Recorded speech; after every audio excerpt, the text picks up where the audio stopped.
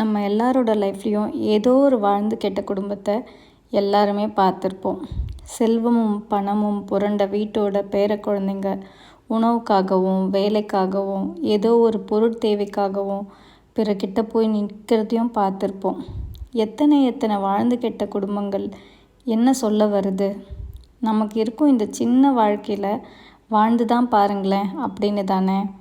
நம்முடைய திருமுறைகள், ஆன்றோர்கள், புத்தகங்கள் எல்லோரும் சொல்ல வர்றது என்னன்னா, பணம் நிலையானது இல்லை. நீங்கள் ஓடி ஓடி சேர்த்து வைக்கும் சொத்துக்கள், செல்வங்கள் நிலையானது இல்லை.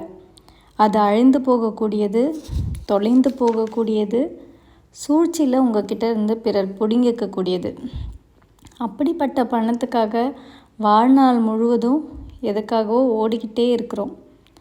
தனிமையில் உட்காந்து நமக்காக கொஞ்ச நேரம், இறைவனுக்கும் நமக்குமான கொஞ்ச நேரம், குடும்பத்தோடு கொஞ்ச நேரம், இந்த மாதிரி நம்ம செலவிட்டால் எவ்வளோ நல்லா இருக்கும்ல. இதுவும் நம்ம வாழ்க்கையில் எல்லா விஷயத்துக்கும் ஒரு ஒழுங்கு இருக்கணும்.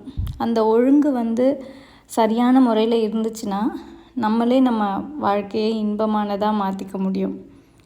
அதுக்காக எல்லாத்தையும் விட்டுட்டு உடனே இதை எடுத்து பண்ணுங்க அப்படியெல்லாம் கிடையாது. நம்மளாக யோசித்து நமக்கான இன்பத்தை நம்மளாக தேடிக்கணும்.